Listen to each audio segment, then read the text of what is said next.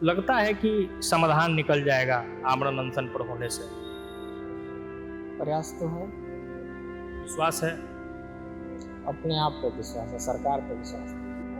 Pulse 65 था और wait भी लगभग 5 किलो से ऊपर ही डाउन हुआ है। अतिथि प्रोफेसरों को हम लोगों ने मुद्दा को जोड़ा है, उनको भी चाहते हैं कि नियमित हो जाएं। तो गर्दनी बाग धरने स्थल के अब उस जगह पे हैं हम जहां लगभग 14 दिनों से छात्र जो हैं, शोधार्थी जो हैं, वो लगातार प्रदर्शन पे है, धरने पर है, आंदोलन पे है। अपनी भाषा, अपने शब्दों में आप जो कह ले। और जो व्यक्ति अभी आपको फ्रेम में दिख रहे हैं, बिहार का सोनम वांगचुक इनको कहा जा रहा है, क्योंकि लगातार 14 दिनों से आमरण अनशन पे। इनसे भी बातचीत करेंगे, बाकी छात्रों से भी बातचीत करेंगे और समझेंगे कि आखिर किस बात की समस्या है, क्या परेशानी है और क्या दिक्कत है। क्या नाम हुआ आपका? मेरा नाम कुमुद पटेल हुआ। कितने दिनों से आप आमरण अनशन? ये 14वां दिन है। लगता है कि समाधान निकल जाएगा आमरण अनशन पर होने से। प्रयास तो है। विश्वास है। अपने आप पे विश्वास है, सरकार पे विश्वास है। चूंकि बहुत बात तो आपसे नहीं करेंगे, सेहत कैसी है उसको लेकर जरा आप बताएं। पल्स 65 था और वेट भी लगभग 5 किलो से ऊपर ही डाउन हुआ है और वीकनेस है। एक से दो लाइन में अगर आपसे समझे तो क्या सरकार जो है वो मान लेगी? क्या ऐसा चीज पूरा कर दिया जाए कि आप अनशन तोड़ दें? देखिए, हम लोगों की मांग है 2018 टेबल 3A के तहत पीएचडी को अनिवार्य करते हुए असिस्टेंट प्रोफेसर की बहाली ली जाए। यही हम लोग का मुख्य एजेंडा है। उम्र सीमा हम लोग बढ़ाने की बात करते हैं। अतिथि प्रोफेसरों को हम लोगों ने मुद्दा को जोड़ा है, उनको भी चाहते हैं कि नियमित हो जाएं।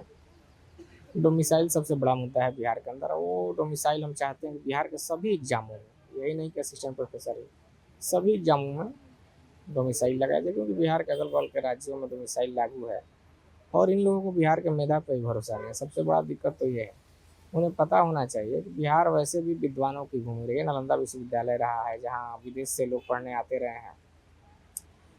आर्यभट्ट जिन्होंने शून्य का आविष्कार किया, वो विश्व के लिए क्रांति था। और आपको बता दें, गौतम बुद्ध जिन्होंने पूरे विश्व को शांति का संदेश दिया, हमारे भोजपुर जिला के रहने वाले वशिष्ठ नारायण सिंह थे, जिन्होंने आइंस्टीन को चुनौती दी। तो ऐसे जगह के रहने वाले हम लोग हैं। आपको बिहार के मेधा पे ही भरोसा नहीं है?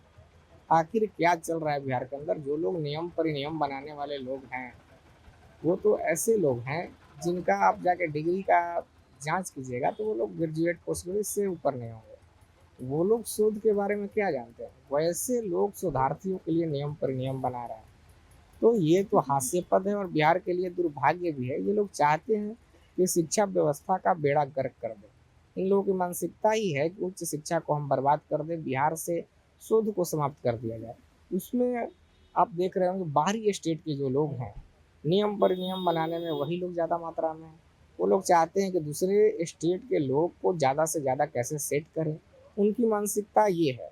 लेकिन यहाँ के नेताओं को समझना होगा कि आखिर बिहार के छात्रों का भविष्य कैसे सुरक्षित हो। हम लोग तो चाहते हैं कि बिहार में डोमिसाइल को लागू कीजिए, अध्ययन कीजिए। आप कहते हैं कि हम असिस्टेंट प्रोफेसर बहाली में हम डोमिसाइल नहीं लागू कर सकते हैं। ठीक है, अगर असिस्टेंट प्रोफेसर में नहीं लागू कर सकते और सभी एग्जामों में कीजिए। लेकिन फिर भी एक चीज़, और असिस्टेंट प्रोफेसर बहाली में अगर उसको आप लागू नहीं कर सकते हैं डोमिसाइल को, लेकिन मैट्रिक या इंटर बिहार से किया हो, इसको तो आंशिक रूप में लागू कीजिए।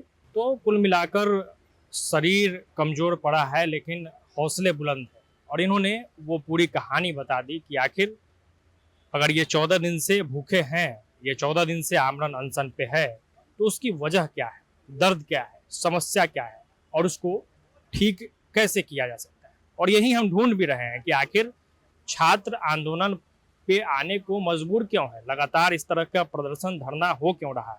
और भी लोग हैं, उनसे भी बातचीत करने की कोशिश करेंगे। आप तो जदयू से भी जुड़े हैं, पद पे भी हैं, प्रदर्शन का हिस्सा बने हुए हैं, क्यों? हम लोग कहते हैं अपने आप को स्टूडेंट लीडर और उसी से चुन के आए थे। जब 13 में हम अध्यक्ष का चुनाव लड़े थे तो हमें यूथ ने ही वोट दिया तो हम अध्यक्ष बने। और यहाँ भी जब जदयू में थे तो छात्र का ही हम कमान संभाले हुए थे। तो जब छात्र का मुद्दा आएगा तो हम नहीं आएंगे या पार्टी देखेंगे तो कैसे चलेगा। और जेन्युइन मांग है, देखो ये तो नहीं है कि हम किसी भी पार्टी अपने मुख्यमंत्री से ज़मीन मांग रहे हैं।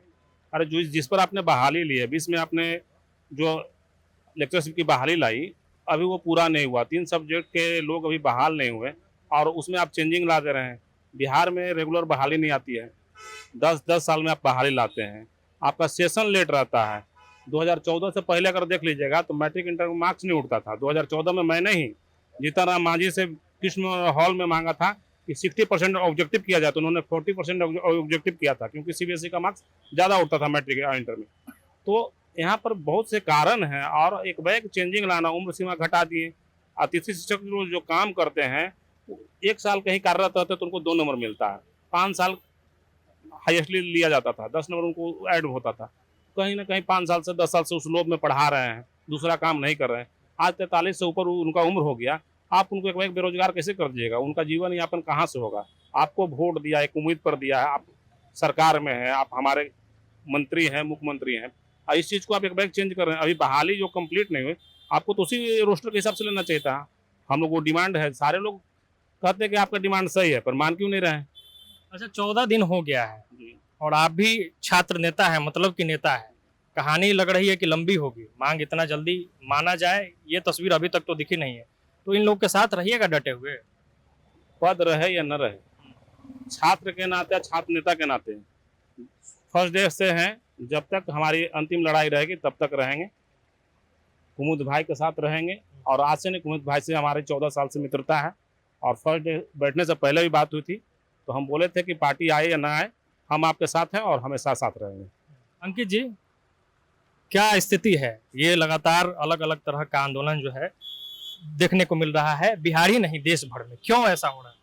देखिए, हर जगह पे जो ये आंदोलन जो चल रहा है, बिहार के जितने भी हमारे पीएचडी के स्कॉलर हैं, शोधार्थी हैं, जो कर लिए हैं और जो कर रहे हैं, उन लोगों के लिए जो नया नियम लाया गया है, टेबल 3A को हटा करके नया नियम जो लागू किया गया है, इसके विरोध में हम सभी हैं। क्योंकि बिहार की जो बहाली आती है वो 2020 की बहाली अभी तक तो पूरा नहीं हुआ, और आप यहाँ पे असिस्टेंट प्रोफेसर का बहाली डिग्री कॉलेज में कर दिए, 1 ही महीना में सब कुछ हो गया। तो इस तरह का जो नियम ला करके उम्र को कम कर दिया गया, 43 साल कर दिया गया है। बिहार में यहाँ पे नौकरी हो रहा है बिहार का, और लोग ज्वाइन कर रहे हैं ज्यादा यूपी का। एक सब्जेक्ट में यूपी के सारे लोग भर जा रहे हैं। बिहार के जो कन्वेनर हैं, अभी ये नियम जो बनाए हैं, जो VC हैं 3-4 बाहर के स्टेट के, वो लोग भी यही चाहते हैं कि बिहारियों को नहीं मिले और बिहारी लोग संघर्ष करते रहें। ये सब नहीं चलेगा। 14वां दिन हो गया है, हम लोग इनके साथ हमेशा खड़े हैं। जब तक आंदोलन चलेगा हम लोग हमेशा रहेंगे साथ में। चलिए, ठीक है। तो कोई 14 दिन से, कोई 25 दिन से, कोई महीनों से, कोई सालों से लड़ाई में है। लड़ाई इस बात का कि जो समस्या है उसका कुछ परमानेंट समाधान हो जाए। छात्र पढ़ाई करते हैं, छात्र अपने सपनों को पूरा करने के लिए घर से निकलते हैं, कई समस्याओं को सहते हैं, कई त्याग उनके अभिभावक पीछे से कर रहे होते हैं, तब जाकर वो किसी सपने को पाते हैं, किसी मंजिल तक पहुंचते हैं। लेकिन पेपर लीक, परीक्षा धांधली जैसे जो तमाम समस्याएं हैं, वो छात्रों के राह में एक बड़ा रोड़ा है। और यही जानने, यही समझने हम निकले थे कि आखिर ये साल धरनों का साल, आंदोलन का साल क्यों बनते जा रहा है। आप क्या कुछ सोचते हैं वो भी बताइएगा, आपके कमेंट का इंतजार रहेगा। बहुत बहुत धन्यवाद। प्रभातखबर.com, विश्वास वही, रफ्तार नहीं।